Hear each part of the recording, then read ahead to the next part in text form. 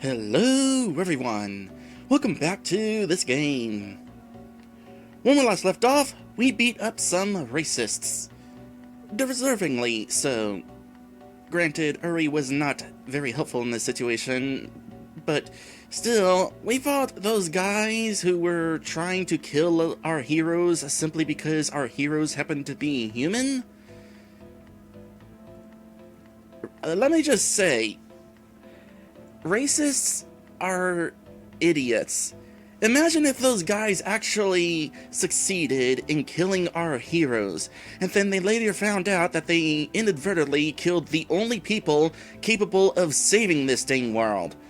Boy, would they have egg on their faces. Can I just say this? Racists, like I said, racists are dumb. It doesn't matter whether you have white skin or yellow skin or black skin. It doesn't matter if you came from the US or the UK or Iraq or Iran.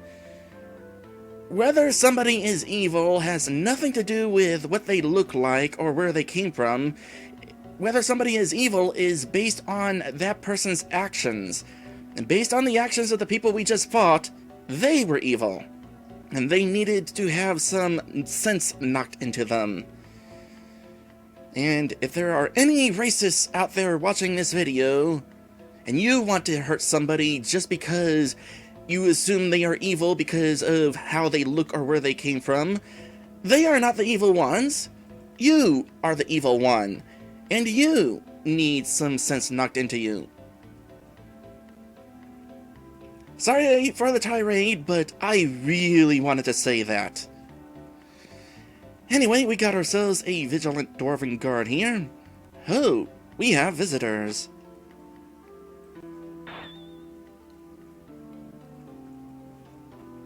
The vigilant dwarven guard, after studying the heroes for a moment, drawing his sword. Humans? And an elven lady at that? What have you come for? Oh great, more idiots. Oh, however, only one of them is an idiot. The other is an honorable dwarven guard. Stay your hand, brother. I believe it is all right. If you will notice, the fact that they stand here at all must mean that the paladins have consented to let them pass through the mountains, and they are nearly all but children. I doubt they were able to get through such skilled warriors with force. You know what? I'm just gonna let this guy think what he's thinking. Priyan hastily says, Uri, Lynn, before either of you two say anything in reply, I think it would be most wise to leave out the part that we were in fact forced to fight with those 5 dummy humans.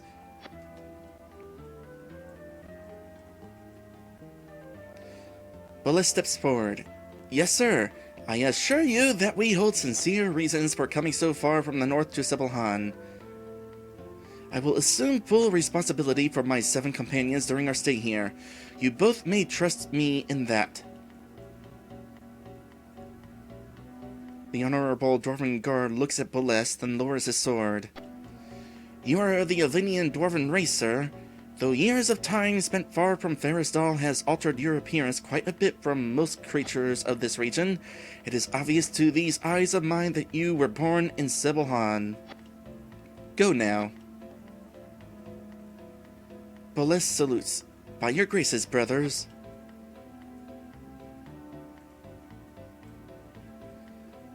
Bullis says with a sigh, I am home. Hasn't changed at all in 10 years. Okay, whenever we have that punctuation mark in front of hasn't like that, what is that implying? Hasn't? Is it like being a silent H? Hasn't changed at all in 10 years? And I doubt that it would in 100. Let us proceed to the residence of the village regent. Time may be running out. Okay, quick question. Do we have the Lisa's pendant in our inventory?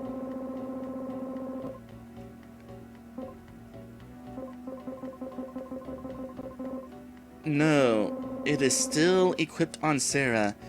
Please tell me I'm going to get Sarah back on my team long enough to take that away from her.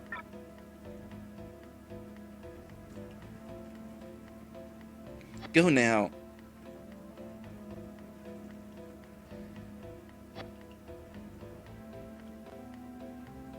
Area White Snow curiously says, "You human travelers have a strange presence surrounding you, but it does not appear to be an evil one.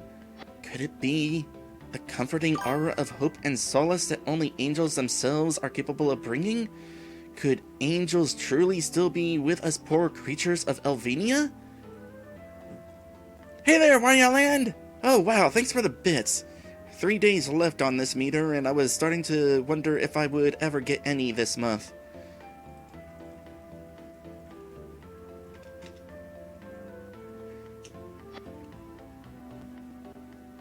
Michiru sadly says, "Had this been any other day before the coming of the Lord of Darkness, this girl would not have even needed to ask if we were there at all. Somehow, they always knew for sure. That is why the Elvenians called us angels."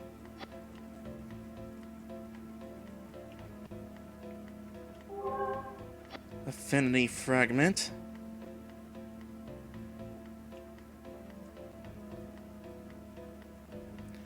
I need to do this. We are a little pressed for time, so we'd better not venture far from Sibelhan. But I need to go to the party swap thing. Besides, I really don't ever want to see the Paladins again for as long as I live. Oh, we are able to leave. Don't worry, we're not going to be meeting the Paladins. I just want to get to the party swapping thing to make sure that I can swap Sarah in, and oh...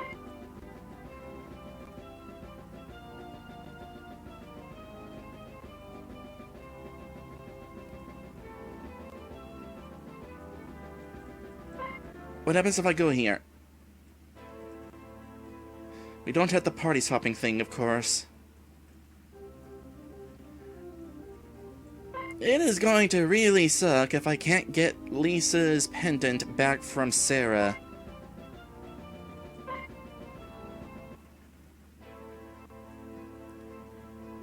I know I'll probably get into some encounter here. But I really want to see if there's some sort of spot left behind or something where I can get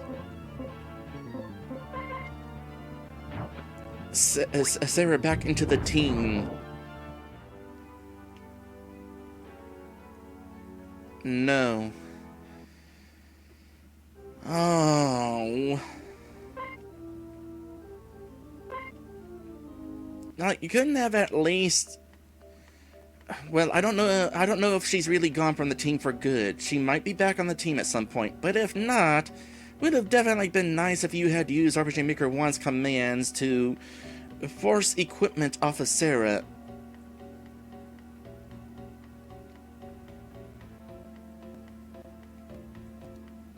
If you really are all humans and an elf as you appear to be, then you must have come hundreds of miles away from the north, as far as the Elven lands. You must be very tired from such a journey. 300 gold, that's okay. I just won more than that in that last battle.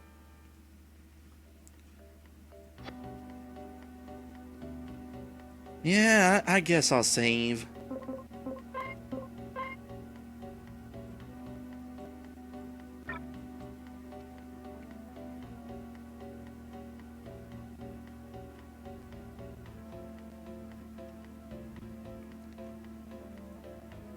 Dwarf child precociously says, "Hee hee, wanna play with us humans? We're all gonna play hide and seek in the hills in a little while." Tessera manages a hopeful smile. "So, at least the kids here still smile and do not seem to mind associating with us." The demi-human child says, "But wait, Jaren, isn't that the kind of clothing that Northerners commonly wear? And those are pointed ears on that one lady. Are you sure it's okay that they play with us?" Dusk grimly says, "Then again, maybe not, Tessera. It is a real issue whenever you teach kids racism. It's an epidemic.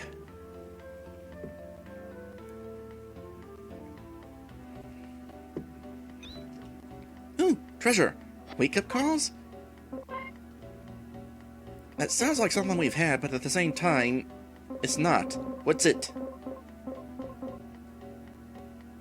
Cure sleep on the entire group. Is there a reason that I am being given this right now?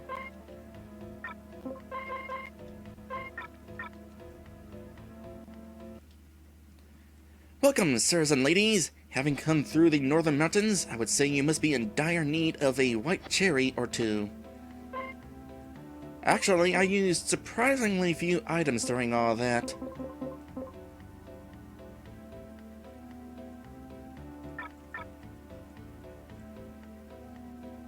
Save my money for the time being.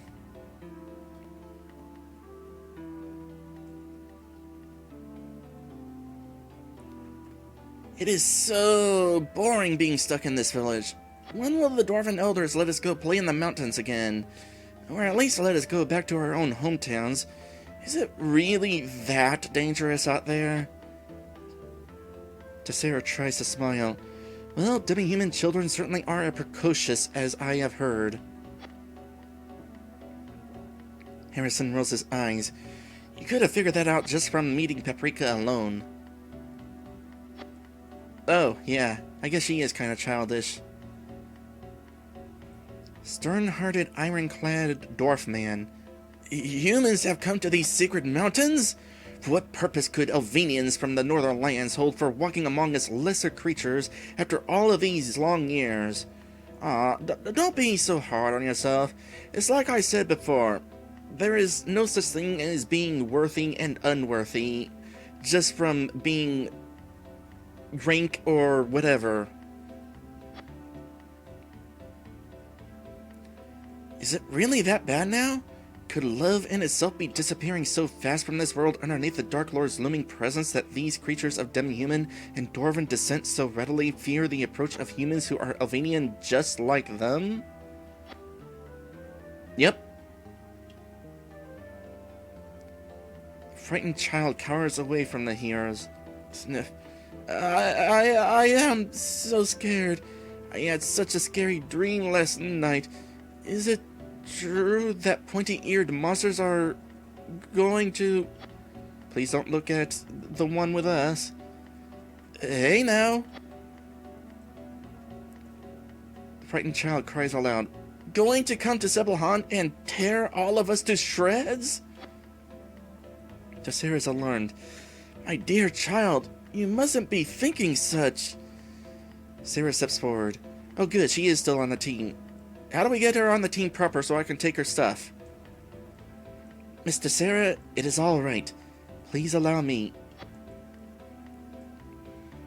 Sarah lightly passed the child's head. There now, little one. A dream in itself can do you no harm. And even so... Sarah swallows hard in nervousness. Even were this awful dream of yours to come true, these brave friends of mine and those who love you would never allow anything to hurt you. It is a solemn promise that my mother once made to me when, at your age, I had suffered the same fears as you now do, and to this day she has not failed to keep it. The frightened child looks up at Sarah with teary eyes. You can promise that? Sarah smiles. I can, little one. And more so, the Divine Mother can make such a promise as well. Her wings shall shield you from all of your fears, no matter how awful.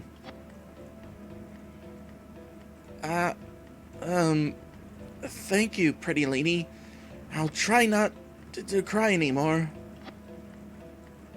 Dusk looks away. You truly are an angel, dear Sarah. Tessera's amazed. I now understand what you meant by using your mind and heart in whatever way you would be needed to for the people of Sebelhan, little Sarah. Such simple words those were, yet I doubt even many of the angels of heaven could conceive kindness of enough magnitude in their hearts to utter them. Sarah lowers her head. I merely do what I believe in my heart to be right. Please do not think so much of me.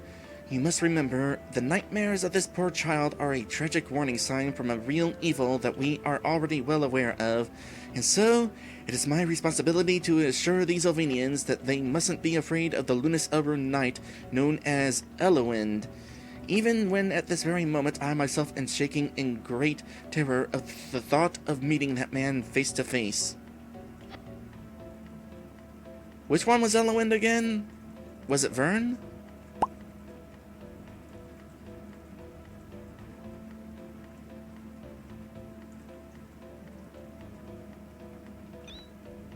Two throat sprays. That is undoubtedly some of the stuff that cures mutinous, which we haven't really had to deal with much so far. Had it happen to us once recently, but otherwise, it wasn't on a person that I needed to unmute.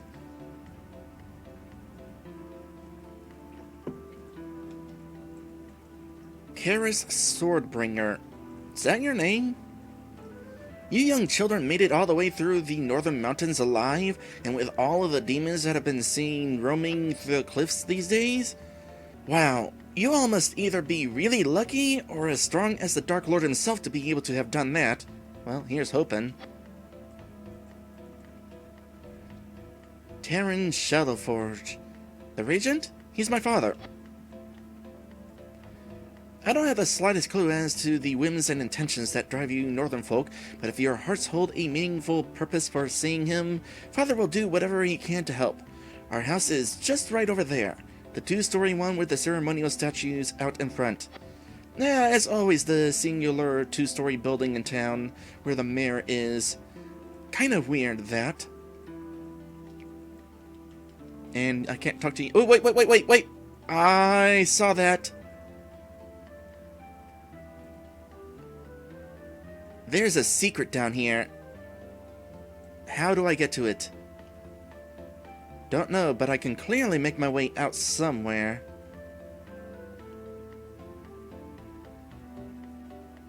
I'm gonna find my way. Is it through leaving town? No, I thought it... No, the town definitely kicks us out right here. Somewhere there is some sort of secret.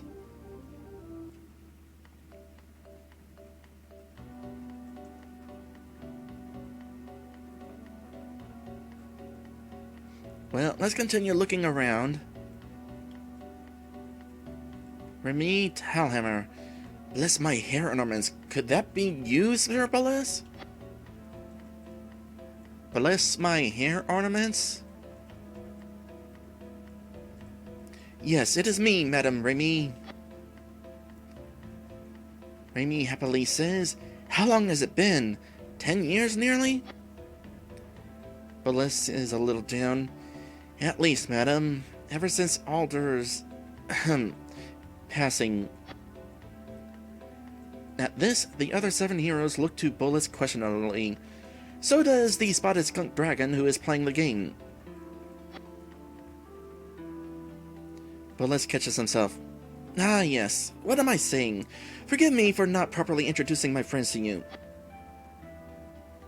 Everyone, this is Remy Talhammer, a friend of mine and perhaps the only dwarf in all of Ferristal who even remotely matches my extended height.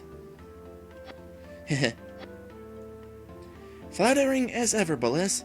You could have also added that I may very well be the only dwarf younger than you, also. Laugh. Bolus is undeterred. Yes, well... And these 7 companions of mine are Uri, Tessera, Lynn, Harrison, Jersey, Dusk, and Sarah. Pleased to meet you, Miss Talhammer. Remy, my friend, forgive us for our seeming rudeness, but unfortunately, this can be no time for tearful reunions at the moment. May I impose it upon you to alert Regent Malachi to our arrival? The only reason you even see me here now today after all of this time is on behalf of a matter of grave importance. I must make it clear. Of course, sir. I do not doubt your urgency at all. Please, allow me to go request of Regent Malachi to let you all into his estate at once. But may I ask, what is it troubles you, my esteemed guests? I will not lie, Remy. Sybil Han is in danger.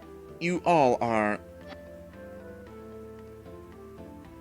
Remy solemnly says, I see.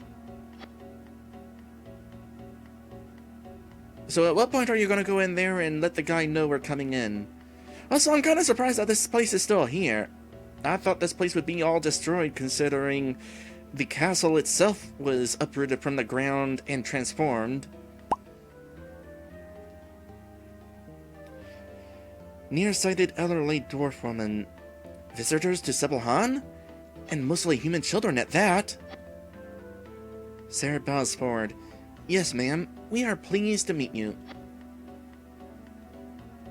My, such a polite and charming girl. And what pretty hair ribbons you have, dear. Mota Iron Fist. You know, I say their names are weird, but then again, my name is Erica Fuzzbottom. Human travelers! What could a bunch of human folk be doing in these lands? Tessera cuts off bullets with a sly smile. Why, what was he gonna say? And one elf girl with them too, I'll have you know, sir. Giggle. No, really. What was that about?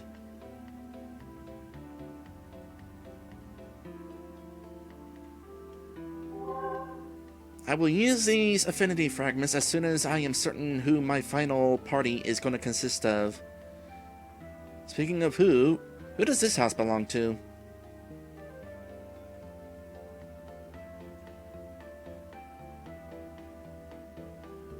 Is that the whole town? Well, aside from the shop. During the episode break, I might consider going around and trying to figure out if there's like some sort of secret path or something. Oh wait, there's still one other thing. There's a person out here. I know that this building is my final destination, so I'll save it for last. Grim-natured dwarf warrior. This is the grave of my dear sister, Faye Liltier, whom I have been told fell at the hands of a monster when those knights in the Holy Army foolishly tried to stand against a legion of great evil that many say belonged to the devil himself at Yuzuki Plains. Oh, so we have people from here helping out at that?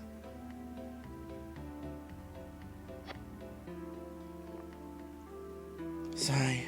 And she died so far away from me in human lands that her body could not be taken back here for proper burial by her own brother. How I wish I could have believed in the humans and elves long enough like Faye did in order to be at her side and protect her from the terrible adversaries who sought her life on that day. Faye. I remember her. She was a lady knight who rode out to meet the enemy head-on at the same time I and my few dwarven brothers had that day.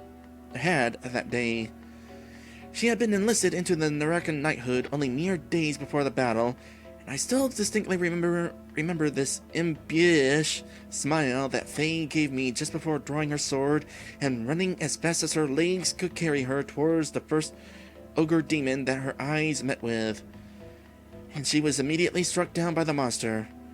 A brave girl, no doubt, but unfortunately, also very naive of the real meaning of battle. There's nothing glorious or heroic about it. But then, nearly all Elvenians are, and it commonly costs them their lives these days. Sigh. Yeah, not gonna lie, I am not fond of war. I never want to be a part of war. I am not a fighter. Perhaps part of it is because of the skunk in me. I prefer to cause a little distraction, we'll say, and then run off when I have the chance. The name inscribed on the tombstone reads Aldar Rune. I was hoping that might mean we get to find out who Aldar is. I have a feeling that we'll be able to find out very soon, though. Perhaps whenever we deal with the cutscene coming up. What is the deal with that person out there? How do we get out there? Seriously. Okay, that looks like a dead end there, so maybe it's from this other direction? No? Well, we'll figure it out soon enough. For now, how about we go ahead and head into our first episode break of today's stream. We will be right back. And when we come back, I suppose the first thing I should do is go buy some equipment if I need it. And then we'll go ahead and see the Regent.